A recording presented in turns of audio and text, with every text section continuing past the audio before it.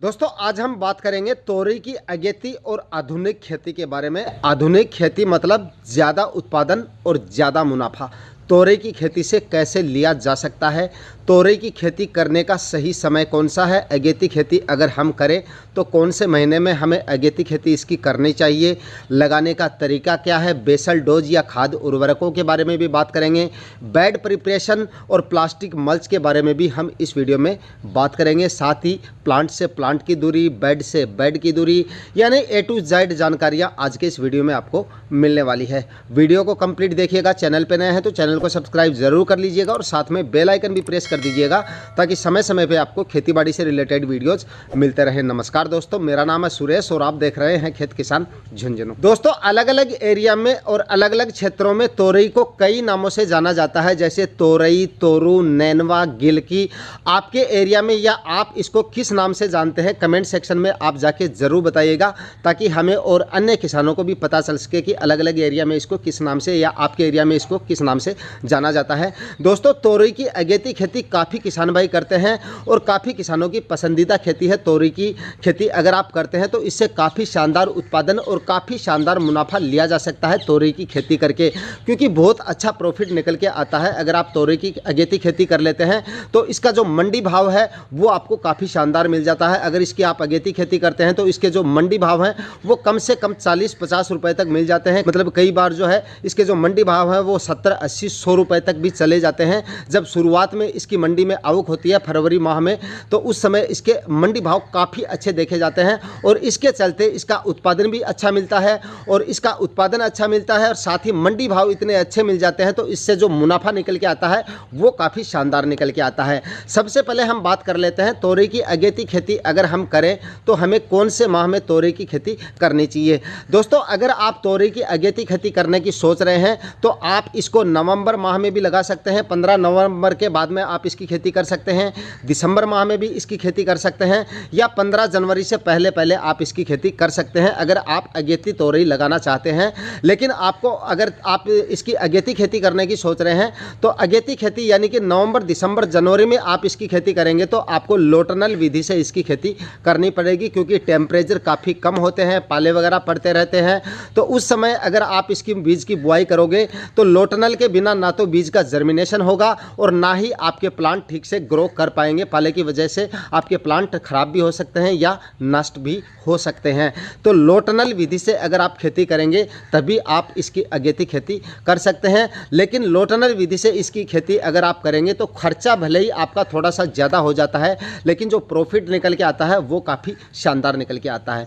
अगर आपने लोटनल विधि से इसकी खेती या कोई और खेती कभी भी लोटनल विधि से कोई खेती नहीं की है तो मैं आपको सजेस्ट करूंगा कि पहली बार अगर आप इसकी खेती कर रहे हैं, भले आप कोई भी खेती करें, तो लोटनल विधि से अगर आप पहली बार खेती करें तो थोड़े एरिया में ही करें, ज़्यादा एरिया में आप इसकी खेती ना करें। दोस्तों सब्जियों की किसी भी तरह की खेती अगर आप लोटनल विधि से करते हैं तो इसका खर्चा कितना आता है, कौन कौन सी सामग्रियों की ज़रूरत पड़ती है, इस पर एक A to Z वीडियो अलग से हम अपने चैनल पर डाल देंगे। 2-3 दिन में वो वीडियो भी हम आपके लिए डाल देंगे ताकि आपको पता चल सके। अगर आप पहली बार लोटनल विधि से खेती कर रहे हैं सब्जियों की तो आपको आइडिया हो जाएगा, मोटा मोटा आइडिया आपको हो जाएगा कि आपको इससे जो है खर्चा कितना होने वाला है अगर आप लोटनल विधि से खेती कर रहे हैं। बेल वर्गीय सब्जियों में थोड़ा खर्चा अलग होता है और जो टमाटर, मिर्ची वगैरह अगर आप लगाते हो तो उसमें से जो खर्चा होता है वो थोड़ा ज़्यादा हो जाता है अगर आप लोटनल से खेती करते हैं तो, क्योंकि बेल वर्गीय सब्जियों में जो लाइन से लाइन की दूरी होती है वो 6 फीट की होती है और जो मिर्ची वगैरह की खेती अगर आप करते हैं तो इसमें लाइन के से लाइन की दूरी जो है वो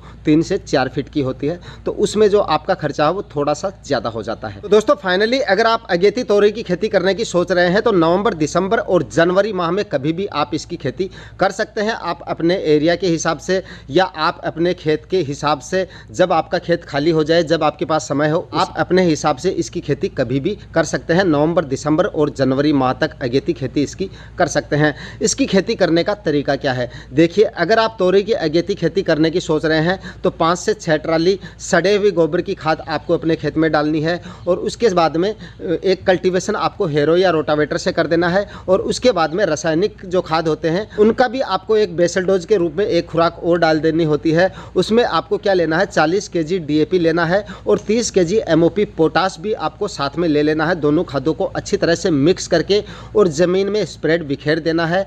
बिखेर करने के बाद में आपको एक और कल्टीवेशन भी कर देना है, ताकि जो भी खाद उर्वरक आपने डाले हैं, जितने भी बेसल डोज आपने तोरई की खेती करने के लिए डाले हैं, वो अच्छी तरह से खेत में मिक्स हो जाने चाहिए। 2-3 कल्टीवेशन करने के बाद में मिट्टी आपकी एकदम आपको भुरभुरी बना लेनी है। और उसके बाद में एकदम आपको खेत को बिल्कुल अच्छे तरीके से समतल बना के और उसके बाद में बेड प्रिपरेशन का कार्य आपको शुरू करना है।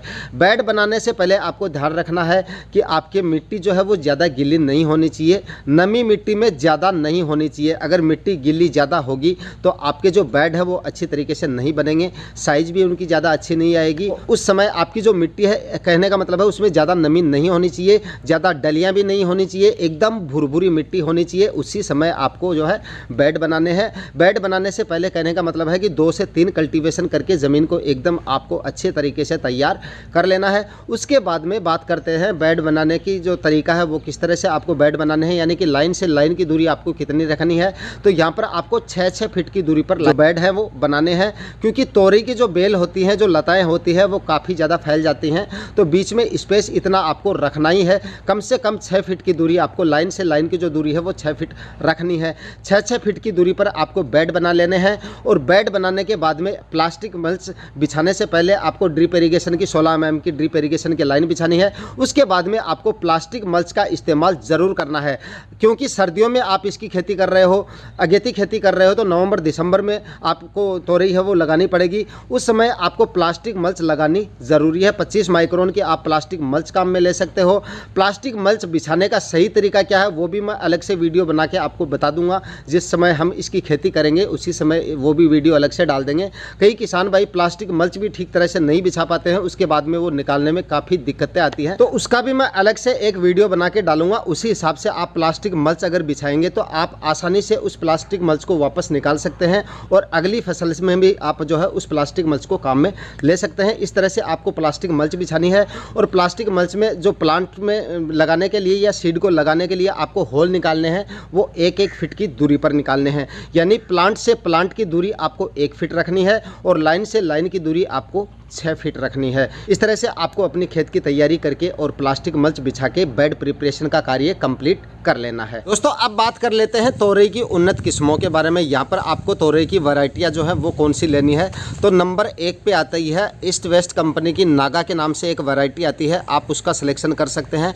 काफ़ी शानदार और काफ़ी अच्छी वैरायटी है। हर साल मैं उस वैरायटी का सिलेक्शन करता हूँ, लगाता हूँ मतलब, और काफ़ी अच्छा रिजल्ट मुझे उस वैरायटी से मिल जाता है। उस वैरायटी का सिलेक्शन आप कर सकते हैं। और एक और वैरायटी भी आती है ईस्ट वेस्ट कंपनी की, उस वैरायटी का भी आप सिलेक्शन कर सकते हैं। और उसके बाद में दोस्तों एक सकाटा की वैरायटी आती है, 8344 वैरायटी आती है, इसका सिलेक्शन भी आप कर सकते हो। ये 2022 की पैकिंग है और ये जो पैकिंग है ये 2021 की है। इस तरह की जो पैकिंग आपको मिलेंगी, तो सकाटा कंपनी की 8344 जो वैरायटी आती है उसका सिलेक्शन भी आप कर सकते हो। ये भी काफ़ी शानदार और काफ़ी अच्छी वैरायटी है।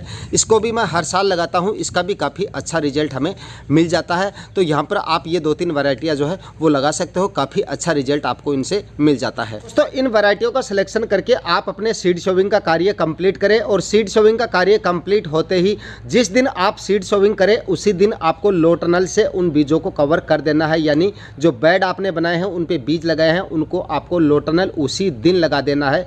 कुछ किसान भाई क्या करते हैं, जैसे आज बीज लगाए 2-3 दिन तक लो टनल नहीं लगाते हैं, तो इससे क्या होता है आपका बीज जो है ज़्यादा टेम्परेचर कम होते हैं या पाला पड़ता है तो बीज जो है आपके ख़राब भी हो सकते हैं, जर्मिनेशन रेट आपकी काफ़ी डाउन आ सकती है। तो जिस दिन आप सीड सोविंग करें उसी दिन आप लो टनल से उनको कवर कर दें, ताकि आपका जर्मिनेशन है वो भी थोड़ा जल्दी हो जाता है और आपके जो प्लांट है वो भी काफ़ी ठीक रहेंगे। अगर आप 2-3 दिन बाद में सीड सोविंग करने के बाद में अगर आप लो टनल लगाएंगे तो उससे आपके काफ़ी सीड जो है वो ख़राब हो सकते हैं। और इस तरह से आपको जो है सीड सोविंग करके और लो टनल से उनको कवर कर देना है। सीड सोविंग होने के बाद या लो टनल से कवर करने के बाद हर 5 5-6 दिन से आपको जो है हल्की हल्की सिंचाई उनमें करते रहना है। हर 5वें या 6ठे दिन आपको जो है सुबह या शाम के समय या रात के समय भी कर सकते हैं आप, हल्की सिंचाई जो है रेगुलर करते रहनी है। और उसके बाद में आप जो है जैसे ही फरवरी का माह आता है या 25 जनवरी बाद में जैसे ही थोड़े से टेम्परेचर ठीक होते हैं उस समय लो टनल को हटा सकते हैं। अगेती खेती दोस्तों अगर आप तोरई की करते हैं तो फरवरी माह में ही आपकी हार्वेस्टिंग शुरू हो जाती है और उस समय इसके मंडी भाव जो हैं वो आपको काफ़ी अच्छे मिल जाते हैं। इसके चलते आपको तोरई की खेती से काफ़ी शानदार उत्पादन और काफ़ी शानदार मुनाफा मिल जाता है। आज के वीडियो में दी गई जानकारियाँ अगर आपको इन्फॉर्मेटिव लगी तो वीडियो को लाइक और शेयर कर दीजिएगा। चैनल पर नए हैं तो सब्सक्राइब जरूर कर लीजिएगा। मिलते हैं किसी नए वीडियो में नए टॉपिक के साथ, तब तक के लिए जय हिंद।